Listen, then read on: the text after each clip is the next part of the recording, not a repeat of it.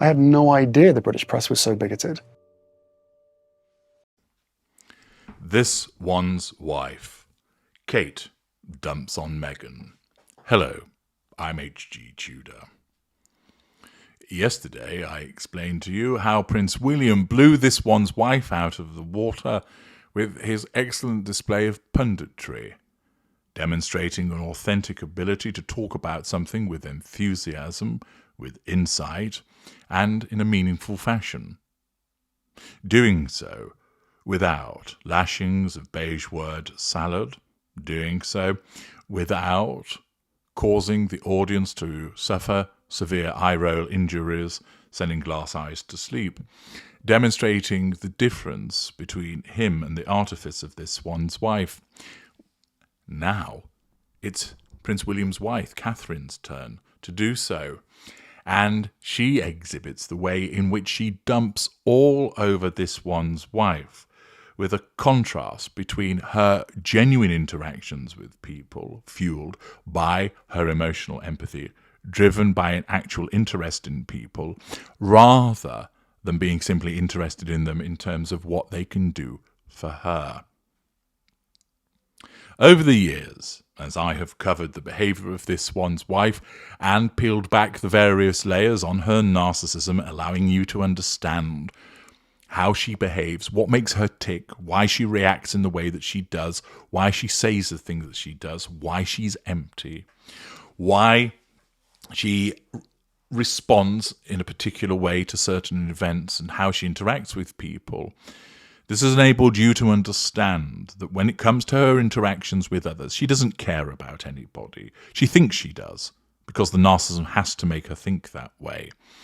But because we know she's a narcissist, that means that when she interacts with people, it's done to control them. Not because she loves them, not because she's kind, not because she's caring. It's because she needs to control them. It's because she needs to draw fuel from them. This is why she keeps popping up on Instagram. It's an easy way to harvest the fuel. She seeks the character traits. We noticed that with regards to the first episode of the execrable Confessions of a Female Founder, whereby she mirrored Whitney Wolfe Herd, who may have even been telling a porky pie herself, with regard to the issue of postpartum preeclampsia. She seeks the residual benefits. She's always on the grift, looking for opportunity and angle to make money. Her interactions are not genuine, and it shows, because what she talks about is vapid and uninteresting. How she interacts with people, clawing them, hugging them when she doesn't actually know the person. That her speeches are dull and full of fridge magnet platitudes. That she professes to be an expert in so many fields and yet demonstrates that she is not. People are polite. They shake hands with her, they accept the hugs, they don't turn around and criticise her to her face, although it'd be far more entertaining if people actually did. There have been occasions, of course, where people have balked at her behaviour. We saw the video, see parts passim, of when she appeared at the USO event and the people on the stage wanted nothing to do with her. We saw the footage in respect of the Windsor Walkabout in September 2022, when a lady in the crowd rejected shaking hands with her, giving her a look as if to say, I don't want anything to do with her. But usually most people are civil and polite towards her. Notwithstanding that fact, her chicanery, her lack of genuine warmth, the absence of emotional empathy, is all too easy to spot once you've been informed of the telltale signs as a consequence of my work. But compare that to Catherine, Princess of Wales. She described how she experiences a very spiritual and very intense emotional reconnection when spending time in nature. Now, you could imagine this one's wife coming out with a sentence similar to that, and you know that because she's a narcissist, she'll have said that for the purposes of making people think, oh yes, isn't she meaningful? When Kate says it as an empathic individual, she is describing how she feels. It comes from a place of genuine emotion. Kensington Palace released a video of Kate on Monday showing the princess in a Baker Boy cap walking about Windermere in the Lake District with a group of scouts. Now, be under no illusion, this is released for publicity purposes to see Catherine doing good works. But it's not released for the purposes of asserting control or managing a facade. This is how she conducts herself. It's simply recording the way that she naturally behaves. We know, for instance, with this one's wife, when she turned up at the LA wildfires, she was just doing it to make herself look good. She didn't give an actual fig. It was there to produce content which could then be used by her narcissism to assert control over an audience and to draw fuel from them. Whilst publicity is also important to the Princess of Wales, so that it provides justification for the privileged position that she holds, it's not done for the purposes of facade management. It's not done for the purpose of control or fuel, because she isn't a narcissist. She's been the joint president of the Scouts since 2020, so again she's showing a sense of obligation, unlike the narcissist, by engaging in activities with the organisation that she's the joint head of. And she helped troops from Cumbria and Greater Manchester read a map as part of a challenge to earn their naturalist badge. The trip near the shores of Windermere, which took place in March, was her first occasion meeting Dwayne Fields, who took over as Chief Scout last September. The Princess was filmed in conversation with Fields as she told him how being outdoors was meaningful for me as a place of balance.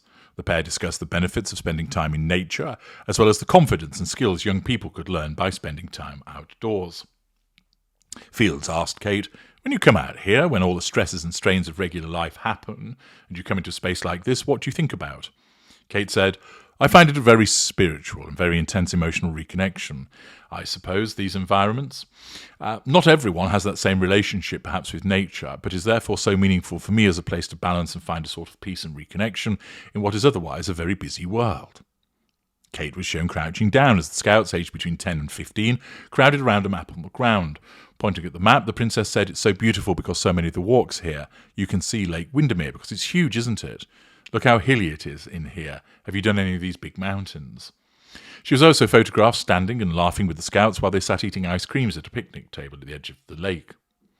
The video echoed her Mother's Day message last year, during which she had said nature had been her family's sanctuary during her cancer treatment. Almost 500,000 young people participate in Scouting activities every week, with 250 activity badges to earn, ranging from canoeing to coding. Fields said, "I think it's really important for young people to have access to nature because it's a space where they can push themselves, they can challenge themselves, they learn leadership skills, spend time making friends, and those lifelong really great memories that we all hold on to." Kate told Fields, "What's so fantastic about the Scouts is that the same foundation has sort of always been there, and still, despite how different the modern-day world is now, it still resonates with so many young people, and it's making such a massive difference to them." Accordingly, the supposedly racist Catherine is there with Mr. Fields, a black man who was from Jamaica, and he travelled at the age of 6 to live with his mother in Hackney, North London.